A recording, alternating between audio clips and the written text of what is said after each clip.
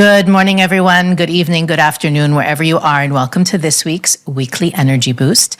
My name is Elisheva, and I'm here with David, and we are talking about how evil speech shortens one's life. And that, obviously, pretty extreme statement, but if you've been listening for any period of time, you know that episode after episode, we go back to the power of words, and our listeners have been asking us to break down in detail what really is the problem and how to be more mindful of the energy that we put out there through our speech.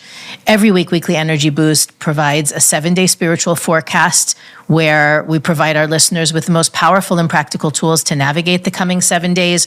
We do that through gleaning through the wisdom of Kabbalah to pull out the principles and tools that are going to help you make the best of this week's opportunities, but every episode also offers life lessons for any week of the year, any year of your life. And this week is no different.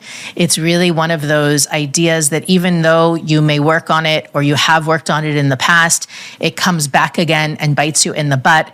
It's one of the ways that the universe tests our spiritual growth, is to see that when we're tempted into old opportunities, or let's say old versions of opportunities where in the past we gave in, we gossiped, we made up stories, we said bad things, we even said bad things about ourselves. And this week is no different. One of the things that the Zohar says about this week, which is very scary, but also inspiring, is that thousands of years ago, if you were not on the straight and narrow, if you were not behaving spiritually, there was an immediate feedback loop from the universe that showed you, listen, you're talking about things you shouldn't be talking about. You're doing things you shouldn't be doing. In our generation, we have so much more free will, meaning we disconnect ourselves from the light of the Creator, whether through thoughts, words, or actions. And the consequences, the effects of that disconnect don't come immediately. We don't have a rash that tells us we've been gossiping. We don't have the chaos or the consequences of the disconnection don't necessarily show up right away, and don't necessarily show up in the same area of our lives in which we revealed darkness. So it's really important this week, especially that we're still in those 12 days of the month of Aries, where our thoughts, words, and actions are planting seeds for the entire year, that we shine a spotlight and we take a magnifying glass and we're really careful about the words that we put out there, especially spoken words, although written words also have their consequences. And hopefully today, starting from today, the pollution in the world will be less, because everyone who's listening is going to be more careful about what they put out there this week. Yeah, if people knew just how much impact their words are having on their soul and their destiny, and we would probably conceal about 98% of what we say. And Kabbalah explains that every word that we say and express out loud, which is negative, it does not bring some form of positive energy. It does not build someone.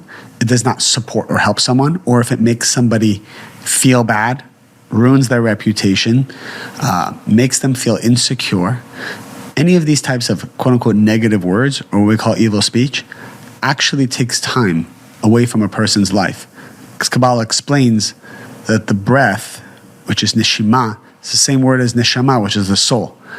And when the breath is used in a way that does not elevate mankind, a part of our soul gets lost. And as a result, that's why there's so much chaos in our lives as a result of evil speech. And also, a person's life gets shortened from that. What do you think about that, Elisheva? Well, you know me, I tend to lean on the more merciful side of the spectrum and don't like saying such extreme things, but the Cabalists they don't mince words. They're very... they don't mince words. Really, it's true. They say it, and how you receive it is really up to you. What I go back to constantly when given the opportunity to contribute to a conversation where someone else is the subject, or I realize, and there's a great example that the Cabalists give about like let's say you're eating out at a restaurant and the restaurant is terrible. Yeah. Do you tell all your friends not to go?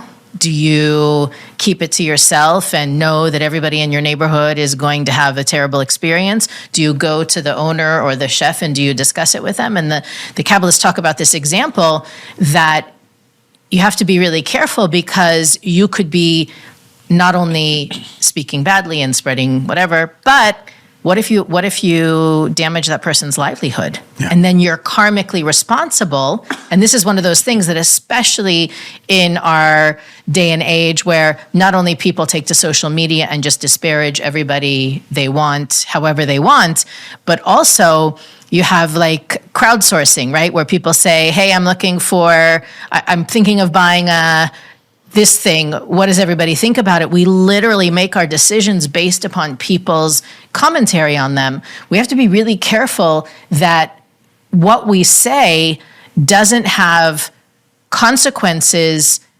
not only because, you don't want to interfere with somebody's living, but the karmic effects of that are much bigger than just putting out negativity, shortening your own life, all that stuff. There's another level of karmic debt that comes up and you don't want it. So part of the weighing your options, should I say something, shouldn't I say something, needs to include, am I willing to bear the karmic debt that could be incurred by the negativity that might ensue as a result of what I'm about to share? One of the categories that are often overlooked when it comes to evil speech is saying the unnecessary. So people think evil speech is, I just say something that maybe hurts someone else or assassinates their character.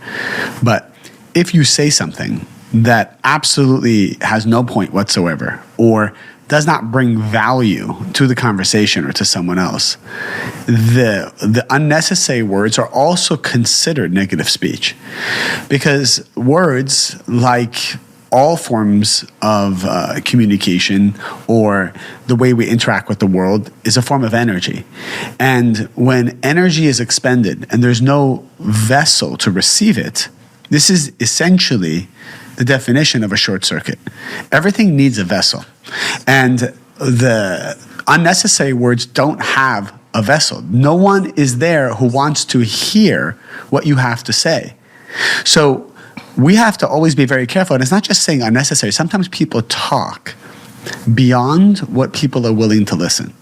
So maybe someone does want to hear something from you, but you keep talking. I mean, you've seen this many times. You're in a conversation with someone, and you're even giving the body language that my cup is full. I do not want to listen to this anymore. And people keep talking. So this is a form of evil speech. How do we remedy this? Pay attention to the person's desire. Pay attention to their body language. Are they turning their body? Are they starting to look away? Do you feel that they've stopped processing what you're saying? It's not that maybe they don't care about what you're saying. You could be saying something very profound, but their cup is literally full. They don't have the capacity to hear it anymore. I often hear this a lot. Sometimes in relationships, you're trying to give a message to someone, to a partner, a spouse, or whatever, and maybe they're walking out the door. They're on their way to something. They're on their way to work, and you're stopping them to have a conversation. But their vessel is not open. That is not the time to have that conversation. And as a result, this is like one of the most common forms of evil speech. You remind me, I think what you're saying brings up a very common situation that we find ourselves in, that maybe we're sitting with someone or in a group and we want to fill the space because the silence is uncomfortable. And sometimes you find meaningless topics, just to fill that discomfort. And the interesting thing is, and this is something that I know I've learned in my public speaking journey, is that silence is actually a more powerful tool than filling the space with conversation. That even if you're uncomfortable, that discomfort is not a bad thing. And that discomfort actually, I think the reason that it is so uncomfortable is that it's asking us to be real, not to be fake, not to talk about the weather, not to talk about sports, just to get out there and invite whoever you're surrounded with into a more meaningful and profound discussion, or not to discuss at all. That the reality is that speech was given to us as a means to transfer energy, as a way to create circuitry between two individuals or one individual and 2,000 individuals, depending on the scope, the scale of the conversation. So if you're talking now, and what's happening right now is actually a good example. David and I are talking, and there's thousands of people potentially listening at any given moment. Are we talking because we're uncomfortable with the silence? David throws me the mic and I have to fill it up with something. Or can we sit for 1 second, 2 seconds, 3 seconds of silence and invite the conversation to go to a deeper level? And I really encourage everyone to do this. And I'm telling you, that people always say, oh, we heard this episode and it was so perfect. It was like you knew exactly what I was going through. The reason is why this is such a challenge for us right now, this month, and why this week always falls in the month of Aries is because one of the things that Aries struggle with is impulsiveness. That they will just blurt out what they're thinking. They'll blurt out what they heard about you. They will blurt out the most inconvenient truths, not really, literally not being able to control their mouths. And it's amazing how the universe constantly sets us up not to fail, right? The message from the universe isn't, because you all are struggling with this, I'm going to give you an opportunity to work on it. But rather, if we're able to have our consciousness, our soul, override the body's impulsivity, we reveal so much more light than in a month where silence is easier.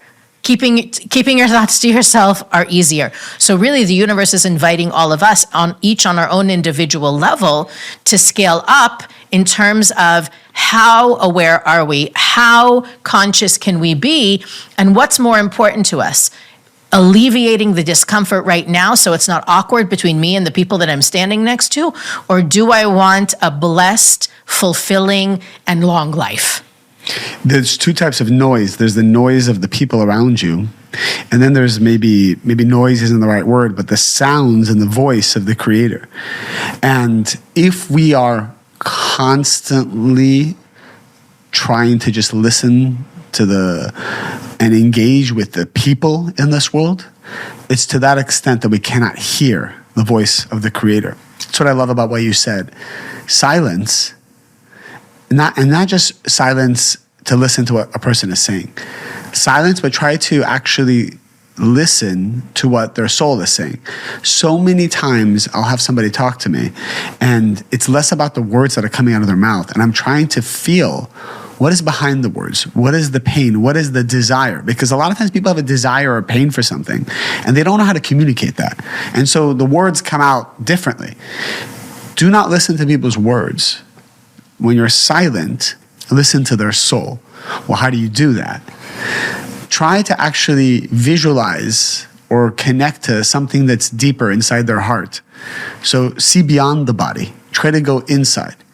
Try to listen or maybe even visualize and see what messages come to you. And it's really interesting because all of us are very intuitive. We don't realize it. If I actually try to listen to your soul, and that was my intention. I want to hear what your soul is saying. I will start to see images in my mind. I will start to see visions. Trust them because that is their soul communicating with you.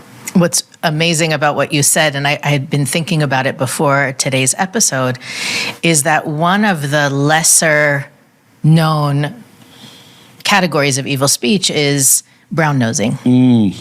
Or they call it the technical term is false flattery. Yeah. When you kiss up to somebody, it's actually one of the worst forms of evil speech as well. And I remember our teachers, Rav and Karen Berg, when people would give a speech, maybe it was a wedding or some sort of life event, and they would say, I want to thank you for everything you've done to me, to Rav and Karen Berg. They would say, don't thank us, do. That the whole pomp and circumstance that comes around giving a speech or that kind of false flattery where you're in a group of people and you say, oh, I owe it to so-and-so without them. The depth, you may owe it to them and you may be immensely grateful, but the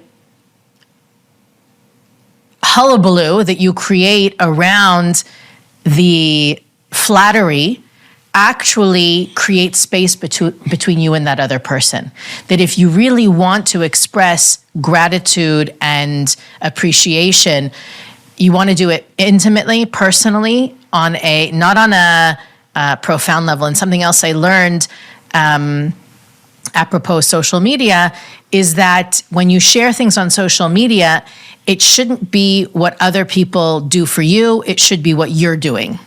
That, saying, oh, I'm so grateful for having this husband or these kids or this family or this community, it often creates that false perception and can do more damage than good. And really, when we talk about evil speech, we're talking about how words create damage. Might be unintentional, and that's one of the categories that I think people think they're doing something good by pumping someone up or describing how fortunate they are or how amazing this person is for doing what they did, not realizing that it actually draws judgment and limitation and even obstacles, not only between you and that person, but to the person that you're putting on a pedestal.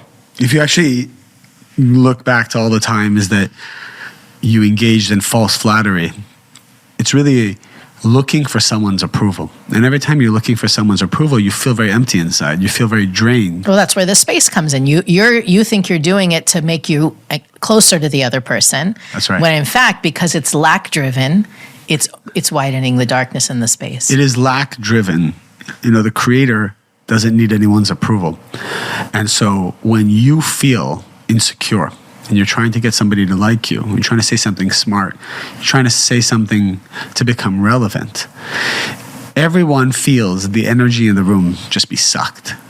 And you feel kind of a moment of a high, which is signature of reactive behavior. You have a moment of a high, you have instant gratification, and then you feel this profound emptiness inside. And that actually feeds the complex of insecurity that we have. In Kabbalah, we call it the cipot. The shells become filled with more light, so they become strengthened. So your insecurity becomes strengthened. And so the pattern continues.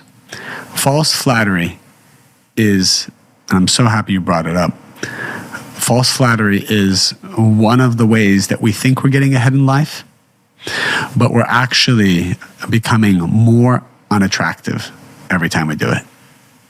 I think that anytime we're motivated by lack, whatever effort we're putting through is going to have the opposite effect of what we intended. But as you're talking, I'm thinking about sometimes we're called to recognize somebody's effort or performance. My mind goes to parenting, but it can be in romantic relationships, it can be in business relationships as well, where you want to acknowledge somebody's effort. What's the best way to do that, given what we've just shared? That on one hand, you don't want to come from a place of lack. You don't want to encourage the person to celebrate their success and stop what they're doing, which is sometimes an unintended consequence of praising someone. How do you praise someone and not let it fall into the arena of false flattery? That's beautiful. That's a beautiful question.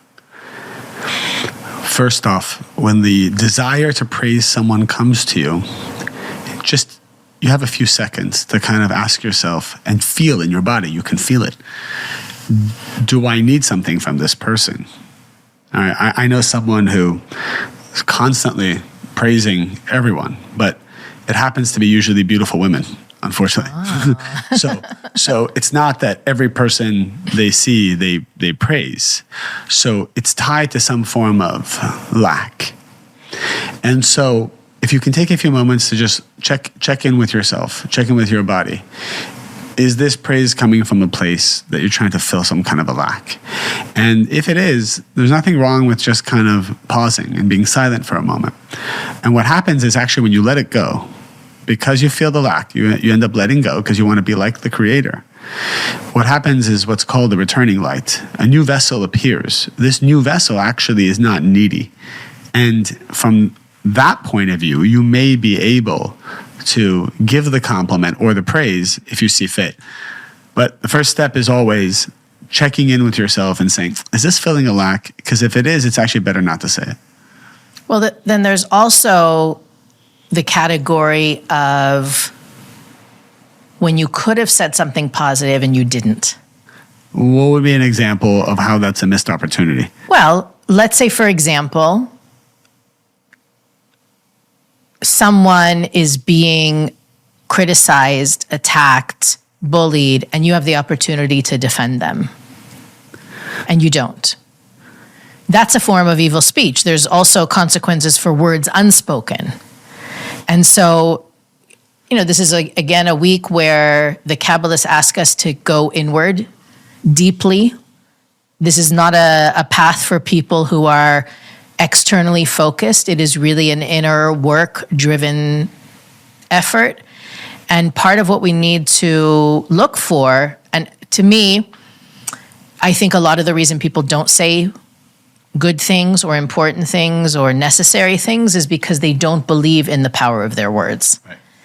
And it doesn't go, you can't have it both ways. You can't speak evil speech when it's convenient for you and then hold back when you have the opportunity to defend or support. Our words have power, whether we like it or not. We, with our consciousness, can empower or disempower ourselves. But at the same time, we don't get to decide the impact. That's really one of the scariest things for me, is that when I have the I guess maybe some astrology signs, it's easier for them to be quiet, and some astrology signs, it's harder for them to speak up. Yeah. I fall in the latter category, and I find that many times in the evening when I'm reflecting on my day and I'm trying to look for those missed opportunities and plan for how to take advantage of the coming day, a lot of my missed opportunities are around, I should have said something, I could have said something. I won't use the word should because that's already an air of judgment. I could have said something and I didn't, or I could have reached out and I didn't. And really looking for, like you said, you have to feel it inside. You have a few seconds when an idea comes to you or when you're prompted to do something, and you have a few seconds to assess where is it coming from. And even if it's coming from a place of lack, can I convert it? Right? Can I do what I want to do? Can I say what I want to say without it being motivated by my selfish motives? Can I transform it into something uplifting and powerful? And if not, then I can keep my mouth shut. But for me, many times the struggle is I didn't say anything, or I didn't say enough, or I should have been stronger about what I said. Here's one tool we can end on this point. Something that will really help people is just to slow down their words. Just slow everything down. There's no reason to rush your words, rush your conversations, rush your dialogue. You're apt to make a mistake. Slow down your words. Michael Berg gave us this tip once. With each word that comes out of your mouth, visualize that it elevates to the upper worlds. It kisses the Creator and comes back down. This whole process, both the intention and the fact that you're slowing down your reactive nature around speaking, is infusing your words with so much spirituality, so much light. And you'll be more in tune with the divine, and people will feel that energy. Just an example of that, many times students will come up to me and say, do you have a message for me? I'm sure it happens to you all the time too. Sure. And there's this moment where I can say, do I have anything to say? What do they need to hear? But ultimately I decide, if I didn't have something to say to them initially, the answer is no, I don't have a message for you. Let me think about it. Right. But I'm saying it's like I can see where that would be a very easy trap to be like, you need to upgrade your wardrobe, or you know what I mean? Like to just throw something out there, which I think some people do, just because, again, they don't want to leave that gap. And it's really important this week more than ever to recognize that sometimes that gap is best left so that the light can fill it, that you don't need to be the person filling it. Beautiful. Weekly Energy Boost is available on all podcast platforms, YouTube, Facebook, and Instagram. It's on Spotify. I want to make sure everyone knows this week we are still in the midst of those 12 days of Aries. Today, Monday, is day 7.